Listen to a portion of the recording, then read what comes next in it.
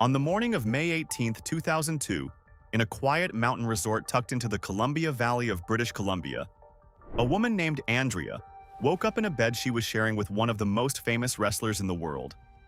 And the man beside her was not breathing. She shook him. She called his name. She tried everything a panicked person tries in the first few seconds when the brain refuses to accept what the eyes are already telling it. But Davey Boy Smith, the man millions of fans knew as the British Bulldog, the man who had filled an 80,000-seat stadium in his home country, the man who had once been carved out of granite and seemed utterly indestructible, was already gone. Paramedics were called. It was far too late. He was 39 years old. To understand how a man like that ends up dead in a vacation bed before 40, you have to understand the entire life that led him there. Because the British Bulldog didn't die suddenly. Not really. He died slowly, over the course of 20 years, one shortcut at a time, one injury at a time, one impossible decision at a time. The final 2 days were just the place where all of it finally caught up to him at once. In this video, we walk through the last 48 hours of Davey Boy Smith's life. The drive into the mountains, the goodbye to his children that none of them knew was a goodbye, the comeback he was chasing right up until the end. But to get there, we have to go back to the beginning, because the story of how the British Bulldog died is really the story of how he lived. And almost from the very start, the two were impossible to separate. He was born on November 27, 1962, in Golborne, a working-class town in Lancashire, in the north of England. His parents, Sid and Joyce Smith, lived in a small flat on Lee Street, and that is where Davey came into the world, the second of their children. And here is one of those small, strange details that follows a man his whole life. His middle name was Boy, not a nickname, not a wrestling gimmick. His actual legal middle name. When his birth certificate was being filled out by hand, whoever was completing it mistook the field meant for the baby's sex for the field meant for a name. Next to David, someone wrote Boy. And so, by pure accident, David Boy Smith became Davey Boy, a name that sounded like it was invented by a marketing department but was really just a clerical mistake in a Lancashire register. He grew up tough in a tough place. The family had spent a few of his earliest years in Australia before returning to England, and back home Davey gravitated towards strength almost immediately. He was small as a boy, but he was relentless. By the time he was a young teenager, he was already training to wrestle, learning the fundamentals from a respected local trainer named Ted Betley in Winwick. This was the British wrestling scene, the world of smoky leisure centers and Saturday afternoon television, the world of Big Daddy and Rollerball Rocco, and young Davey soaked it all up. He had a cousin in that same world, a wiry, ferocious athlete from Manchester named Tom Billington, who would become famous as the Dynamite Kid. Tom was a few years older, and he was already on his way to becoming one of the most influential wrestlers who ever lived. Davey wanted to follow him. That ambition is what carried a 19-year-old kid across the Atlantic in 1981 to a city in Western Canada called Calgary to train under a man whose name still carries weight in wrestling decades later, Stu Hart.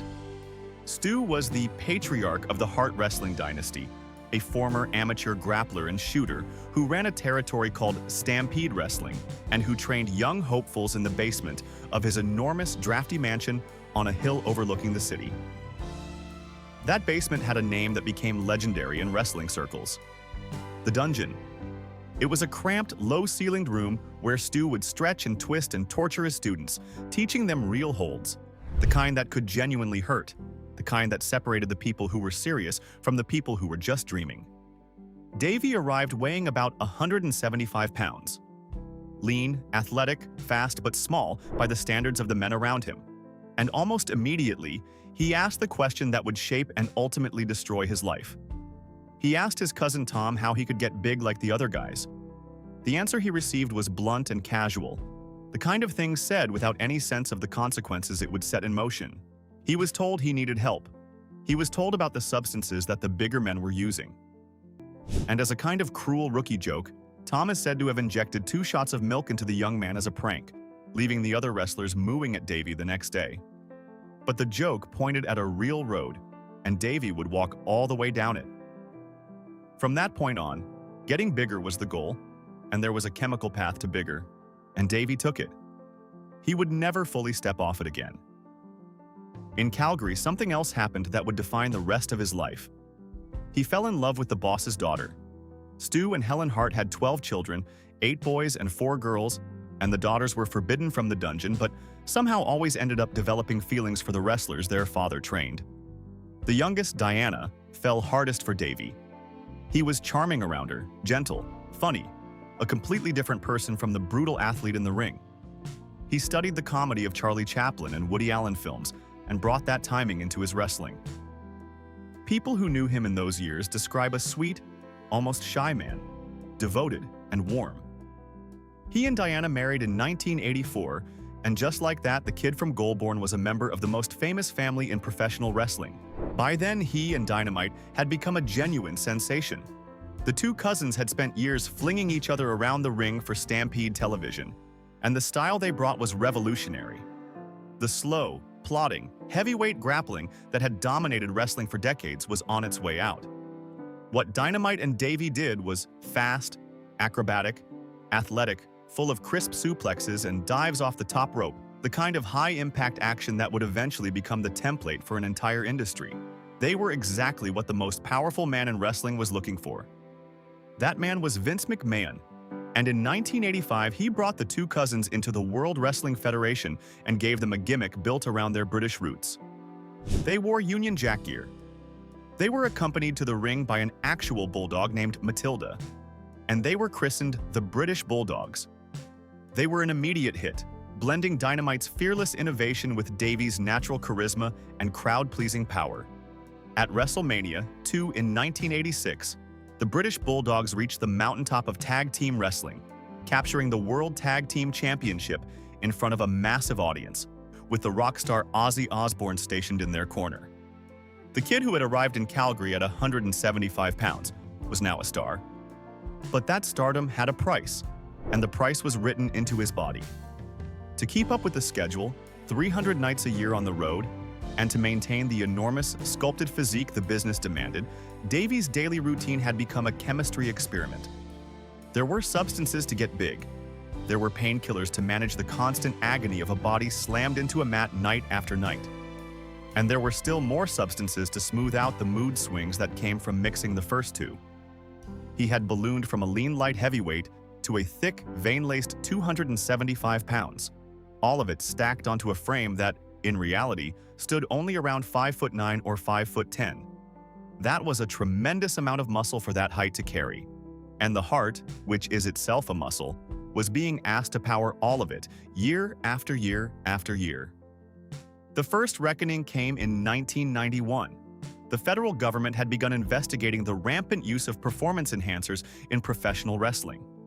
A Pennsylvania physician was convicted of supplying these substances to several wrestlers, and as the investigation widened, Davey Boy Smith's name surfaced in connection with traffickers. The company that had made him a star decided his services were no longer needed. He was let go. Crushed and humiliated, he retreated to a small home in Florida that Diana had encouraged him to buy, partly to put some distance between her husband and the dealers who seemed to follow him everywhere around Calgary. But trouble had a way of finding Davey, even when he wasn't looking for it. In 1993, on a trip back to Calgary, he became involved in a violent confrontation in a bar. The accounts of what happened vary depending on who is telling the story, but a young man ended up falling and fracturing his skull, and Davey was charged with aggravated assault. The case made front-page news. It hung over him for 3 years before he was finally acquitted in the courts. It was a glimpse of the chaos that always seemed to swirl just beneath the surface of his life. The sense that something could go badly wrong at any moment. Even so, the early to mid-90s contained some of the genuinely good years. Diana remembers them fondly, picking him up at the airport, days at the beach, jet skis, 3 cars in the garage. After Vince McMahon was himself charged and then acquitted in 1994 in connection with the steroid scandal, the company began rebuilding. And despite everything, McMahon needed star power. He brought Davey back, and it was after this return that the British Bulldog produced the single greatest moment of his entire career. It happened on August 29, 1992, at the old Wembley Stadium in London, at an event called SummerSlam. More than 80,000 of his countrymen packed into that stadium, a crowd so large it dwarfed the attendance of the WrestleManias of the era. And in the main event, Davey Boy Smith challenged his own brother-in-law, Bret Hart, for the Intercontinental Championship. Think about what that meant. An Englishman, the hometown hero, in the main event of a major American wrestling spectacle, in front of his own people, with his wife Diana, Bret's sister, watching from ringside, torn between her husband and her brother. The atmosphere was electric in a way that wrestling had rarely seen. There is a darker truth behind that beautiful match, one that has been told many times since. Davey arrived in England in terrible shape, having been deep into substances in the days before the show. And by his own later admission, he could barely remember the elaborate sequence he and Bret had planned. A few minutes into the bout, he was already exhausted and panicking, telling Bret he had forgotten everything. And Bret Hart, the consummate professional, simply carried him, calling the match on the fly, building to a finish that brought the entire stadium to its feet. When Davey pinned Bret and lifted that championship over his head, 80,000 people roared as one. It is still considered by many to be that was the peak, the view from the top, and from there, slowly at first, and then, all at once, the descent began.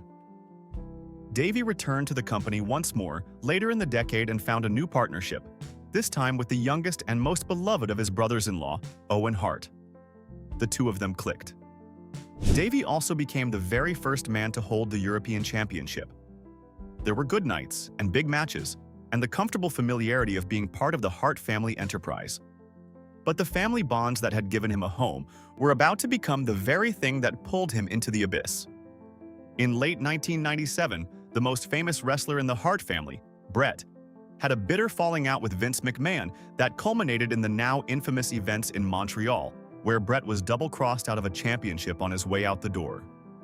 Out of loyalty to the family, Davey quit the company too and followed Bret to the rival promotion, World Championship Wrestling. It was a decision rooted in loyalty, and it was a disaster. The people running that company did not particularly value Davey. They had brought him in mostly to keep Bret happy and to annoy McMahon. He was placed near the bottom of the cards, used to make younger wrestlers look good, his championship pedigree ignored. And the years of carrying all that muscle had wrecked him. His back was failing. His knees were destroyed. He sank into a deep depression, going days on the road without calling home, quietly doubling the amount of painkillers he was taking just to function. Then came the night that changed everything. On September 13, 1998, during a match in Winston-Salem, North Carolina, Davey was thrown into the air as part of a planned spot. There was a trapdoor built into the ring for a stunt, and when Davey came down, he landed directly on the metal handle of that trapdoor. The injury was catastrophic. He went home to Calgary telling Diana he thought he had hurt his back. He had done far worse than that. He had cracked a vertebra, and a serious infection was beginning to spread through his spine.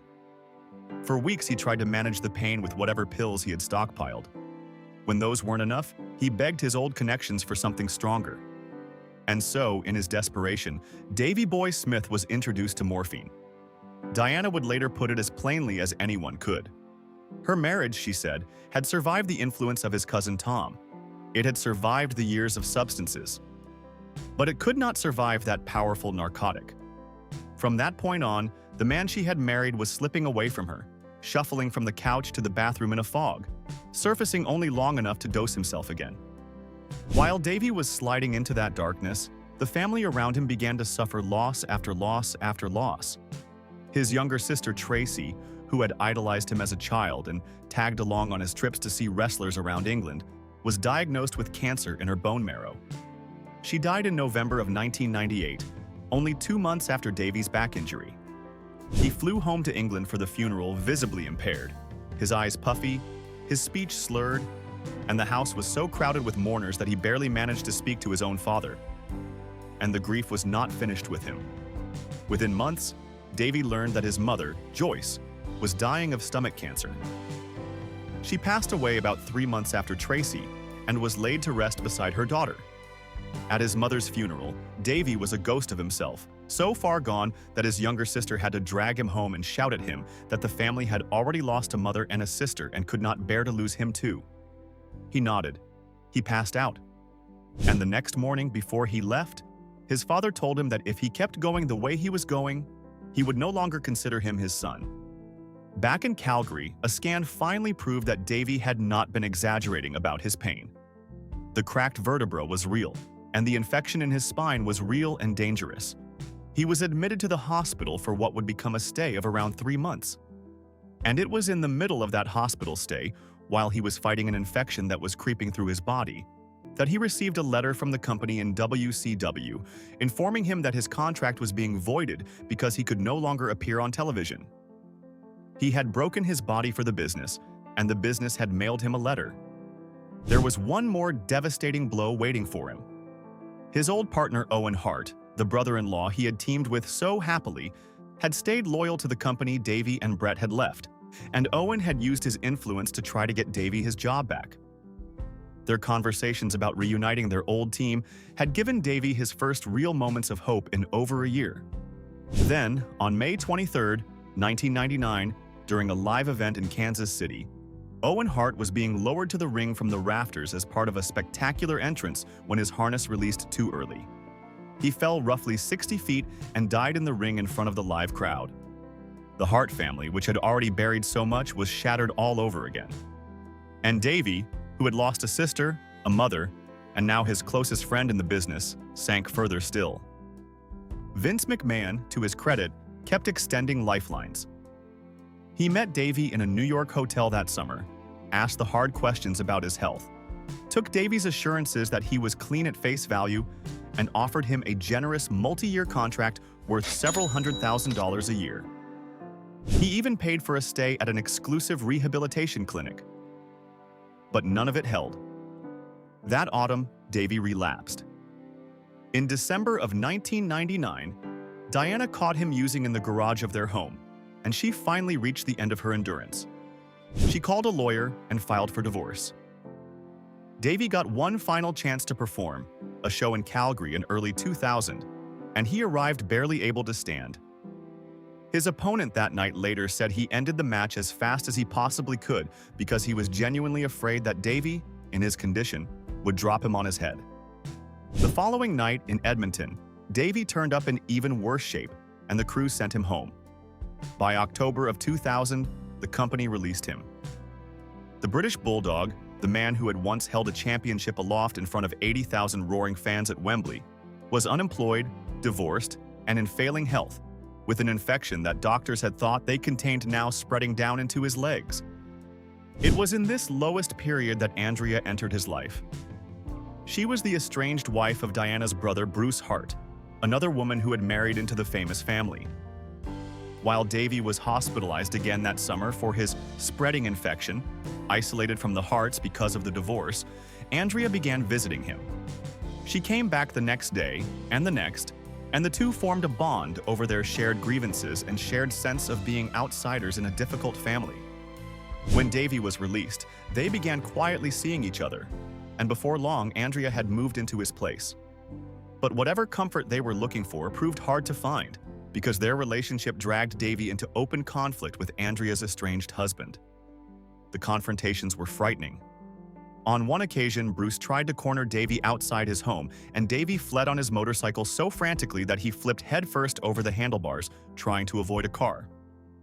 On another occasion, after a tense situation at a gym, Davey jumped into his car and drove through traffic so recklessly that the police pulled him over, and his license was revoked. There was even a court case involving an alleged threat against Bruce, a case Davey ultimately won. This was the texture of his daily life now. Conflict, paranoia, financial ruin, and a body that was breaking down faster than he could patch it back together. By the spring of 2002, Davey Boy Smith was a man living in the wreckage of the life he had built. He was broke. He was crashing in the basement of Andrea's condominium. He was borrowing money from his elderly father, a widowed pipe fitter, and he was buried under tax problems. And yet, remarkably, he was not finished, because somewhere in all that wreckage, the old ambition was still burning. He wanted to wrestle again.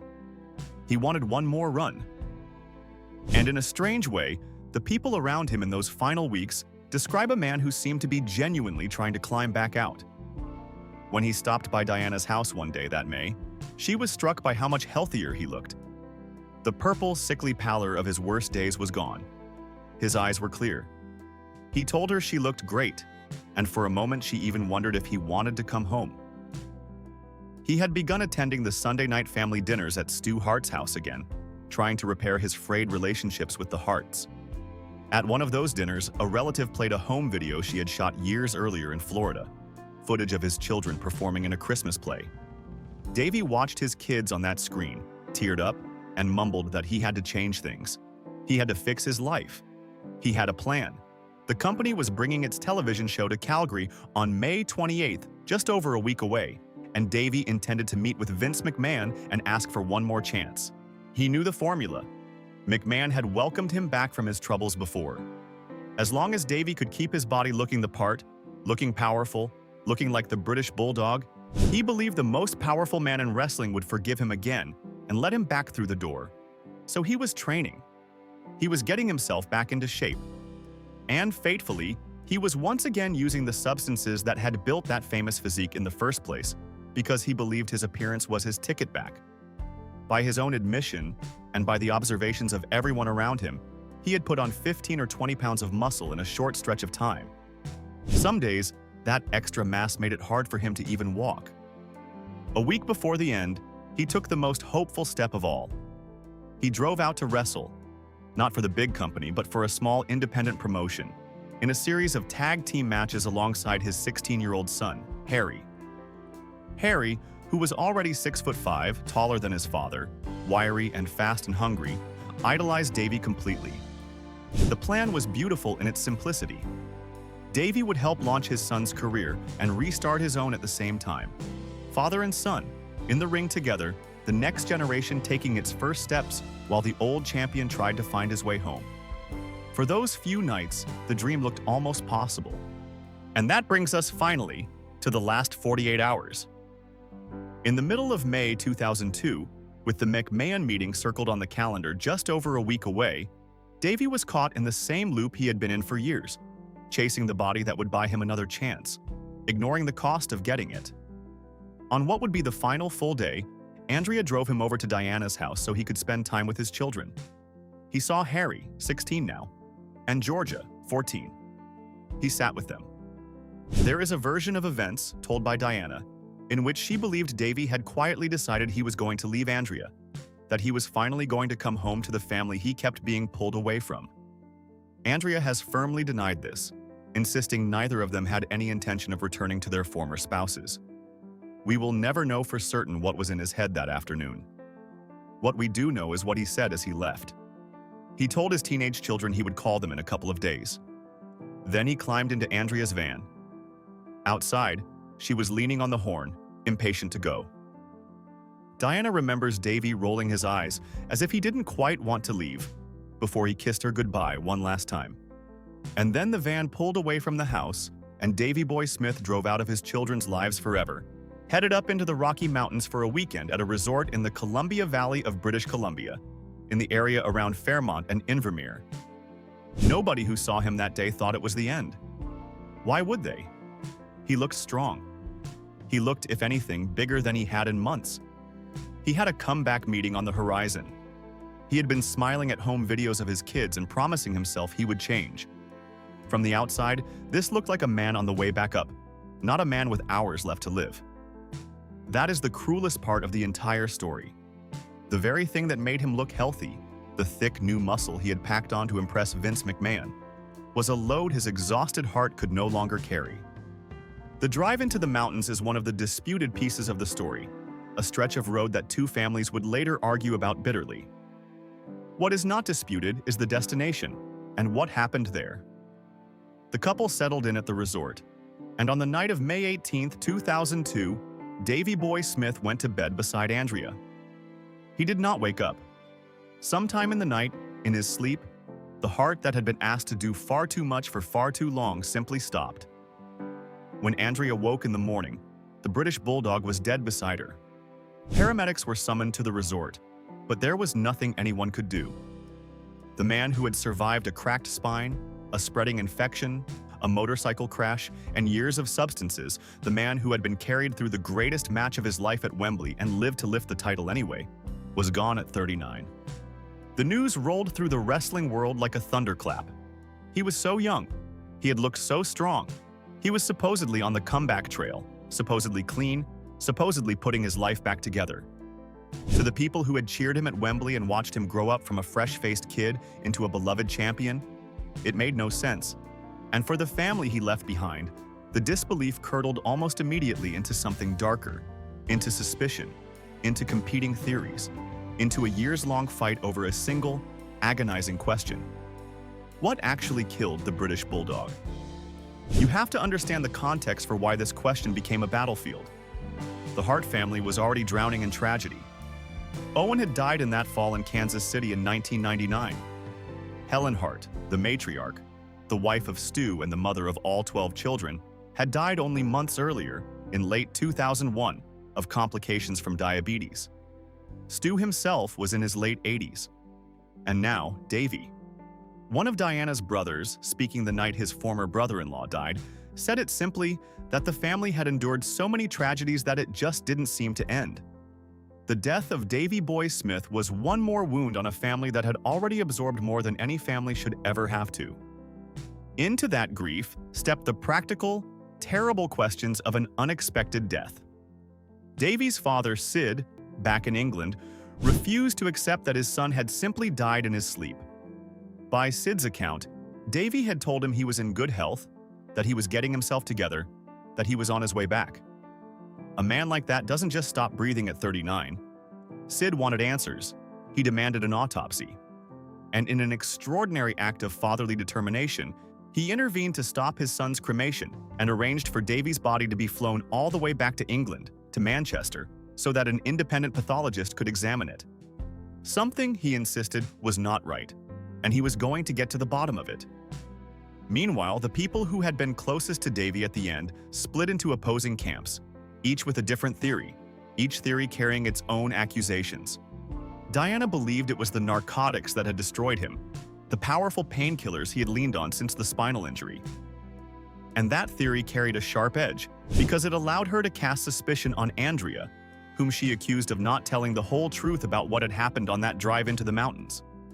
Diana argued that there was no such thing as a fatal overdose of the muscle-building substances alone, and that a man could not possibly have looked the way Davey looked in the ring with his son just days earlier if he had truly been on his last legs. Andrea fired back just as hard. She said it made her furious to hear the talk about drug use. She argued that everyone knew the bodybuilding substances wrecked a person's health over time, and she pointed out pointedly that the Hart family knew that better than most.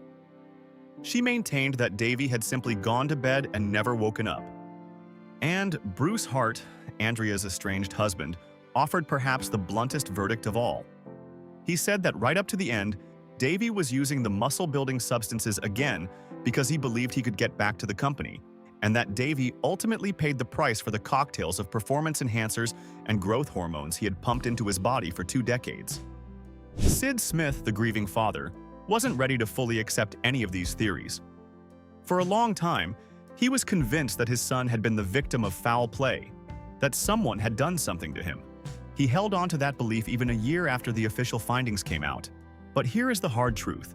Despite all the suspicion, despite the body being flown across an ocean for independent examination, despite the accusations flying between the families, no evidence of foul play was ever found. Police looked into it and found nothing to suggest anyone had harmed him. There was no murder. There was no poisoning.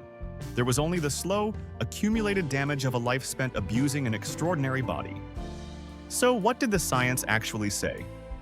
When the examinations were completed, the picture that emerged was both simpler and sadder than any of the dramatic theories.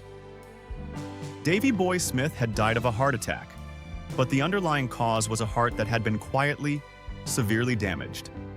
His heart was enlarged, far larger than a healthy heart should be, and when pathologists looked closely, they found microscopic scarring throughout the tissue. This was a heart that had been struggling for a long time, possibly for years. A heart worn down by the enormous demands placed on it. The examinations did find traces of both the muscle-building substances and painkillers in his system, but, crucially, not at levels that would have been immediately fatal on their own. He was not intoxicated when he died. He had not overdosed in the simple sense. His heart had simply given out. When the formal inquest in England eventually reached its conclusion, more than a year after his death, the verdict was natural causes. The pathologist described the cause as a fatal disturbance of the heart's rhythm, the kind of sudden electrical failure that can strike a damaged heart without warning. In the language of the inquest, the British Bulldog had died from a heart defect, the kind of condition he could have been carrying, undetected, for years. It was a verdict that brought no comfort to anyone. Sid Smith, the father who had fought so hard for answers, reportedly slammed the verdict, unwilling to believe his son's death was simply natural. But step back from the legal language and the family feuds, and the medical truth points in one direction, the same direction it had been pointing since a 19-year-old kid in Calgary asked his cousin how to get big. The bodybuilding substances do not, by themselves, kill a man in his sleep. What they do is force muscles to grow larger and work harder than nature ever intended. They thicken and stress the heart. They enlarge it. They scar it. Combine that with 20 years of an athlete's punishing schedule, with the painkillers required to keep going, with the grief and the divorce and the financial collapse and the desperate last-minute effort to pack on even more muscle for one more shot at the big time, and you have a heart that has been pushed to its absolute limit for 2 decades straight. On the night of May 18, 2002, it reached the end of what it could give. The most haunting detail in the whole story is that he was trying. In those final weeks, Davey Boy Smith was, by every account, attempting to put his life back together. He had reconnected with his children. He was attending family dinners.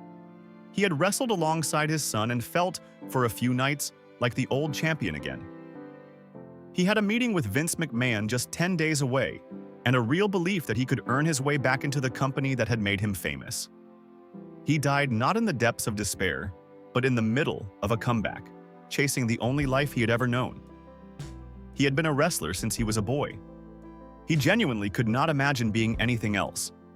And the very effort to reclaim that life, the new muscle he was building to look the part, was the final straw that broke an already failing heart.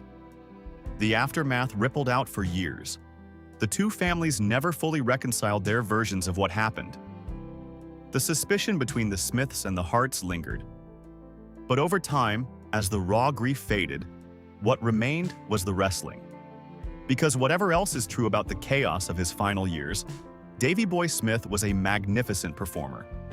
At his best, he combined genuine power with genuine grace, a man who could press an opponent overhead like a barbell one moment and execute a perfect technical sequence the next. The match at Wembley alone secured his place in history. He held championships across 3 different decades, from the 80s to the 2000s. He headlined major events. He was, for a time, one of the most popular wrestlers on the planet, beloved especially in his home country, where he carried years after his death. The company that had hired him and fired him and rehired him and finally let him go, inducted Davey Boy Smith into its Hall of Fame. It was a recognition that should have come while he was alive to enjoy it, an acknowledgement that beneath the tragedy was a genuine talent who had given the business everything he had, in some cases, literally. His son, Harry, the boy who had wrestled beside him in those final hopeful nights and who had vowed at his father's death to get as big as his dad, went on to become a professional wrestler in his own right, performing under the name Davey Boy Smith Jr., carrying the family legacy forward across the world. His daughter, Georgia, has worked to protect and steward her father's name and brand. The British Bulldog lives on through them. And so the final 48 hours of Davey Boy Smith were not really the cause of his death. They were the conclusion of it. A drive into the mountains. A goodbye to his children that nobody recognized as a goodbye. A weekend at a quiet resort. A last sleep beside the woman he was with at the end. The man who died in that bed had been dying, in slow motion, for 20 years. The kid who arrived in Calgary at 175 pounds and asked how he could get bigger had no idea that the answer to that question would eventually be the answer to how he would die. There is a lesson buried in the wreckage of this story, though Davey himself never got the chance to learn it. The business that made him a god demanded a body that no human being can safely maintain. It demanded he be enormous, and the only way to be that enormous was to take the shortcuts that wear a heart down to nothing. It demanded he perform through pain that should have stopped him, and the only way to perform through that pain was to lean on substances that would eventually own him. He gave the business everything, and in the end, the business gave him a letter voiding his contract while he lay in a hospital bed fighting an infection, and a comeback meeting he would not live long enough to attend. He was not a perfect man. He made terrible choices, hurt people he loved, and chased a dream long past the point where the dream was killing him. But he was also, by all the accounts of those who knew him before the substances took hold, a genuinely sweet and devoted person. A man who studied old comedy films so he could make people laugh, who fell in love with the boss's daughter, who idolized his cousin and trained his son and wanted, right up until the last morning of his life, to fix everything he had broken. Like and subscribe until next time.